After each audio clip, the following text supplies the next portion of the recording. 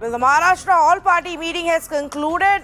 It was held for over 2 hours. Now, according to sources, Maharashtra Chief Minister Uddhav Thackeray will be taking a decision on a possible lockdown in the state in the next 2 days. This was an option that was exhaustively discussed in this meeting, where Chief Minister and his party seem to be of a view that a lockdown may be the best option, the right option to go proceed with. The BJP has vehemently opposed this, saying there will be large economic repercussions. Let's listen in to Mumbai's Guardian Minister Aslam Sheikh on what all was discussed and the way forward. देखिए, सरकार कोशिश ये कर रही है कि lockdown ना लगे। इसी वजह से हमने जो पहले जो गाइडलाइंस और एसओपी लाई थी, कड़क निर्बंध लाए थे, उसके अंदर हमने यही कोशिश की कि दिन ब दिन जो है वो कठोर जो है गाइडलाइंस बने। और आपने देखा होगा कि महीने के अंदर जो है गाइडलाइंस कड़क करते चले गए। आज जो है वीकेंड का एक कड़क गाइडलाइन शुरू है मुंबई शहर के अंदर, पूरे महाराष्ट्र के अंदर। उसके बावजूद जो है केसेस की संख्या आज शाम तक का बहुत ज़्यादा कमी होते दिखाई नहीं दे रही है। इसलिए सभी दलों के नेताओं के साथ बैठ के टास्क फोर्स को भी सामने इन्वॉल्व करके उनके सामने ये सारी बातें रखी गई है। उसके ऊपर अभी और मेरे ख्याल से चर्चा होगी और फिर इसके ऊपर निर्णय तो कुछ ना कुछ लेना होगा। Well, that is what the view is of the government and what was discussed. Possibly in 2 days there will be a decision. Clearly, the government is hoping that this messaging and this news that when it goes out also has an impact on people. Factors which are at play, which will be considered before a decision is brought in, is obviously the economic impact. The retailers are already up in arms against such a decision, the restrictions that have been brought in because the loss of business that will happen to them. On the other hand, the healthcare infrastructure is heavily burdened in Maharashtra, in cities like Pune and Mumbai, Nagpur, Nasik, even in smaller places like Satara, and which is why there is some view within the medical fraternity that perhaps some relief needs to be given to the healthcare infrastructure. There is also factors like the demand for oxygen supply that will be needed in the hospitals, and so perhaps a bigger, stricter measure needs to be taken to bring in some immediate relief, and then we can look at reopening again. That's as far as Maharashtra is concerned. From Maharashtra, let's switch to the state of Karnataka, where things are not so bad yet. But as we've been saying, Maharashtra, even in the first wave, was the leader in terms of cases and how the COVID wave panned out, and rest of the states followed the same path and got into trouble, albeit at a later point. Now, if you look at Karnataka, there has been a significant rise in cases just in the last 1 week, 10 days. From 4,000 cases like a week ago, they've now reached 8,000 cases. So the cases have almost doubled. The new numbers for today have also just come in, which shows you that there is a staggering rise. Even the death count has gone up from 19 deaths on April 3rd to about 46 deaths on April 9th. The pressure on healthcare infrastructure is increasing there as well. What is the strategy? The state has brought in night curfew in 7 of the key districts. But what happens next? Let's say good evening to Dr. K. Sudhakar, Health and Education Minister of Karnataka, joining me this evening. Dr. Sudhakar, thank you so much for your time. First, let's begin with an overall sense of what is the government strategy from here on. We've seen what has happened in Maharashtra. We've seen what is happening in Kerala. Surely there are lessons from there that you as a neighbor have picked up.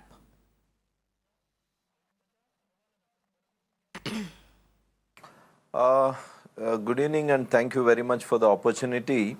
Let me tell you by telling you that there is no rocket science to handle this pandemic in a very different way. There is only one way to handle this pandemic, that is to increase the number of tests, and once after you come to know the positivity, that positive person should be tracked down, and his primary and secondary contact should be tracked down and should be tested for at least 20 to 30 contacts. the awareness, the IEC program should be so robust that the common civic sense should prevail in people to manage and maintain and adapt to the new COVID appropriate behavior, that is by wearing masks, maintaining social distancing, and avoiding unnecessary gatherings or any kind of conjugations is highly discouraged in this kind of a pandemic. And apart from testing, we need to ensure the reporting happens in time. The positive patients, if they are symptomatic, who needs hospitalization, such people only should be hospitalized on priority and in time. This is a very important facet of the whole management. And lastly, the preparation of the health infrastructure should be in place. That is not just the hospitalizations at all. Along with that, we should ensure the COVID care centers are also, we should bring in more number of COVID care centers, because there are a lot of people who are below poverty line where they can't get isolated even if they are found positives. So such people should be provided a decent accommodation through COVID care centers by providing and by monitoring their normal parameters. I think this is the way to go forward and to ensure that pandemic is controlled in Karnataka. And Karnataka, for example, we are doing highest number of testing since last year. We have tested close to 2.25 crores of testing done in a year's time. We are about 6.5 crores, but the number of tests that we have done is totally 2.25 crores, out of which 85% has been RT-PCR testing, which is more confirmatory in nature. Only 15% we have done antigen testing.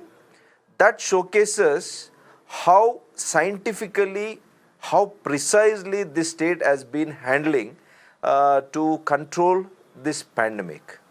And thanks to our healthcare workers who are, round the clock since last 1 year, their work, their passionate, their commitment has been really applaudable, and that is the very important thing in the whole exercise, whole gamut of this pandemic. So the healthcare workers, the frontline workers who have joined to beat this pandemic. So Like there you're should saying, be a you've strong done partnership between the government initiatives and guidelines. Dr. Sudhakar, like you've said, it isn't I'm sorry? rocket science. There are just basics that everybody has to do. You have to keep up with your testing. You have to be very precise with your contact tracing, not let your guard down there, and prepare your healthcare infrastructure. Then why is it that we are looking at a situation even in Karnataka where you are now the state with the third highest cases and they're increasing at a staggering pace? See, unfortunately, Karnataka demographically, geographically is in a situation where we share the borders between Maharashtra and Kerala.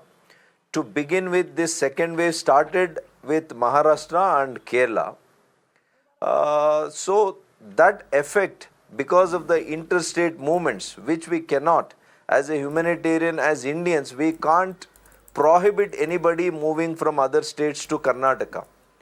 So that kind of a effect we had, we are facing so many cases in all the bordering districts as well as in Bangalore.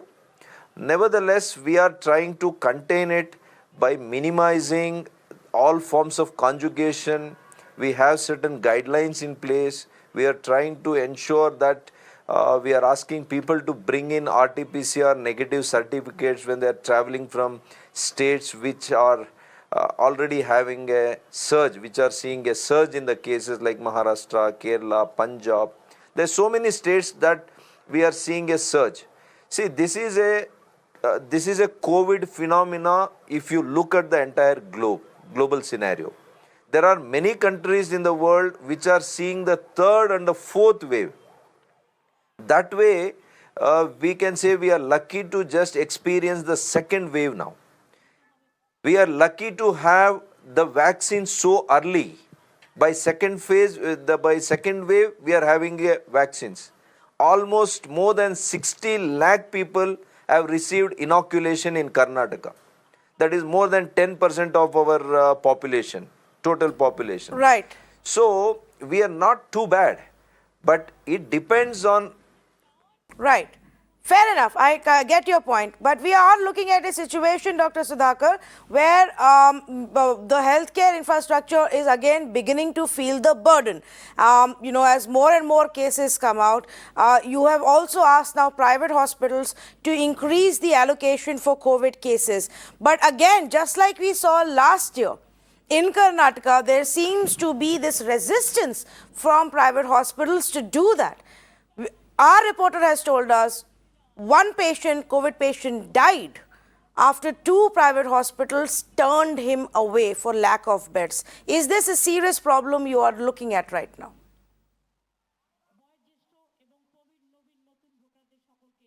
See, thanks to COVID in a way, because the health infrastructure that was not in place or that was not as robust as today it is, we were able to build a very rapid health infrastructure in Karnataka, at least as I know.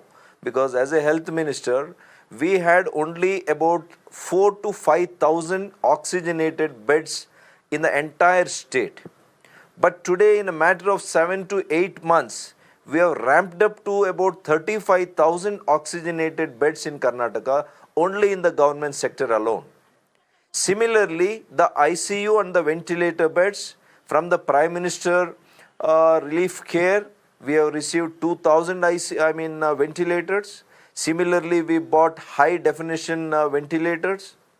So, we have a robust infrastructure that is in place in the government sector. Nevertheless, however, it is not sufficient if the numbers increase in a very, very big way. If the number of hospitalization that is required more than 10,000 in the state, then definitely we need the help of the private sector as well. But in Karnataka, there are only 10 as you know, ICU private beds. sector is also Dr. in Sudhakar, healthcare. there are only 10 ICU beds and 14 ICU ventilator beds left in Bengaluru as per your own data. This is the state in Bengaluru, and if the private hospitals don't cooperate, should you not be looking at tougher action against them? No, I'm talking. No, I'm sorry. I am talking about the entire state's aspect. Even in Bengaluru, we'll ensure that even the private hospitals will participate, will cooperate with the government. There could be some initial teething problems that is not intentional. As a medical doctor, I understand. In the last 6 months, there were many surgeries, non-COVID issues that they were not able to give them the appointments. But since the things eased out, in the last 6 months, they have been admitting more of non-COVID patients. So suddenly they can't move away somebody from the bed. So this will be an initial teething problem. I am definitely sure they are going to cooperate with the government just like last year. Last year they have given more than 50% to the COVID, they dedicated to the COVID dedicated patients. Dr. Sudhakar, thank you so much for giving us your time and speaking with us. I believe, and I can see, just like the challenge became extremely big for Kerala and Karnataka, it is now for several other states. And the only thing we can actually do is prepare ourselves better. Let's wait and watch what happens. But thank you for your time this evening.